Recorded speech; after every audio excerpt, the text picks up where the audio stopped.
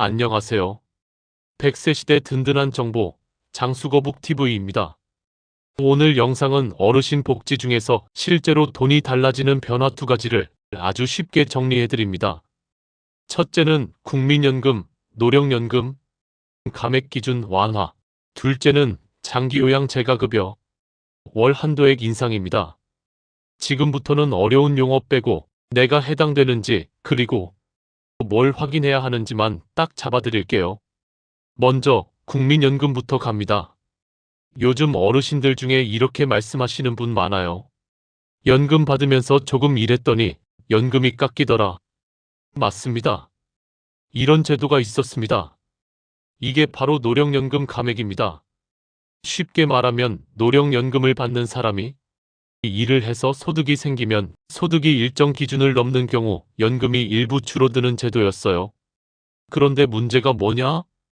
대부분은 생활비 때문에 일하는 건데 일하면 연금이 깎이니까 일할 맛이 안 난다는 불만이 많았죠. 그래서 이 감액 기준이 완화됩니다. 여기서 오늘 영상에서 가장 중요한 숫자 딱 하나. 월 509만 원입니다. 기존에는 기준이 월 309만 원 정도로 안내되던 구간이 있었는데 개선 방향은 감액이 시작되는 기준을 더 높여서 월 509만 원을 넘는 경우에 감액이 적용되는 방향으로 바뀐다는 겁니다. 자, 여기서 딱 정리하면 이렇습니다. 예전엔 월 소득이 309만 원을 넘으면 감액 대상이 될 수 있었고 앞으로는 월 소득이 509만 원을 넘는 경우에 감액 대상이 되는 쪽으로 완화됩니다. 즉, 일하는 어르신들 중 상당수는 연금이 덜 깎이거나 아예 안 깎일 가능성이 커지는 것입니다. 여기서 그러면 509만 원 이하면 무조건 안 깎이냐? 이 질문이 나오죠.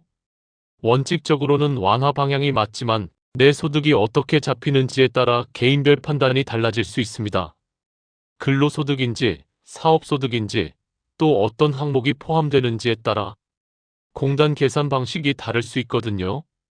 그래서 가장 안전한 방법은 딱 하나예요. 내가 노령연금을 받고 있고 소득활동을 하고 있다면 국민연금공단의 감액 대상 여부를 확인하는 게 최종입니다. 그리고 시행 시점도 중요합니다. 이 제도는 금년부터라고만 알고 계시면 헷갈릴 수 있어요. 안내 내용상으로는 공포 후 6개월, 그리고 금년 6월 시행으로 설명되는 부분이 있습니다. 즉, 2026년 1월 1일부터 딱 바뀌는 게 아니라 2026년 6월 중반부터 체감될 가능성이 있다는 겁니다. 여기까지가 국민연금입니다. 정리하면 노령연금 감액 기준이 완화되고 핵심 숫자는 월 509만 원, 그리고 시행은 금년 6월부터 가능성이 크다. 이렇게 기억하시면 됩니다. 자, 이제 두 번째. 부모님 돌봄을 하시는 분들은 여기서부터 집중해주세요. 장기요양 재가급여 월 한도액 인상입니다. 장기요양은 크게 두 가지로 나뉩니다. 시설로 들어가는 경우, 그리고 집에서 받는 경우. 오늘은 집에서 받는 서비스, 즉 재가급여 이야기입니다. 재가급여에는 이런 것들이 포함됩니다. 방문요양, 방문목욕, 방문간호, 주야간보호, 단기보호. 쉽게 말하면 어르신이 집에 계시면서도 도움을 받을 수 있는 서비스들이죠. 그런데 장기요양을 이용해 보신 분들은 아실 겁니다. 한 달에 쓸 수 있는 한도가 정해져 있어요. 필요한 만큼 쓰고 싶어도 월 한도액에 걸리면 더 쓰기 어렵습니다. 그런데 2026년에 이 한도가 올라갑니다. 안내 내용에 따르면 재가 서비스 이용자의 월 이용 한도액이 등급별로 인상됩니다.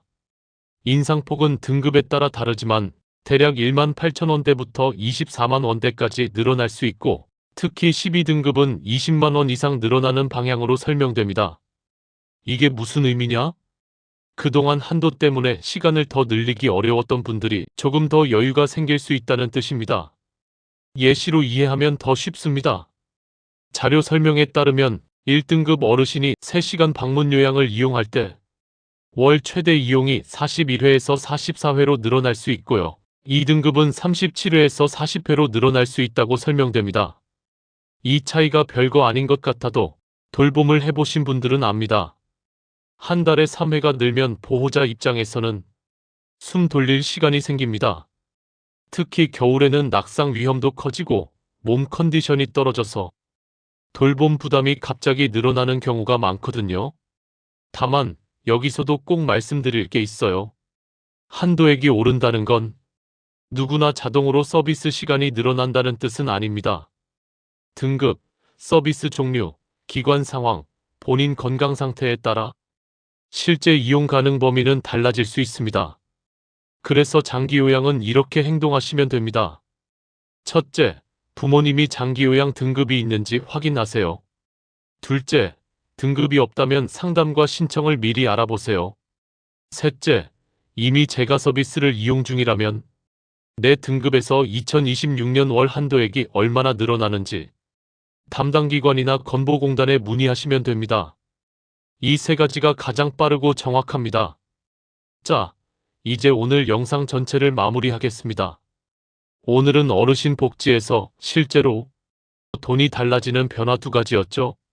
첫째, 국민연금입니다. 노령연금 감액 기준이 완화됩니다. 핵심 숫자는 월 509만 원입니다. 그리고 시행 시점은 안내상 금년 6월이 될 가능성이 큽니다. 둘째, 장기요양입니다. 재가급여, 즉 집에서 받는 서비스의 월 한도액이 인상됩니다.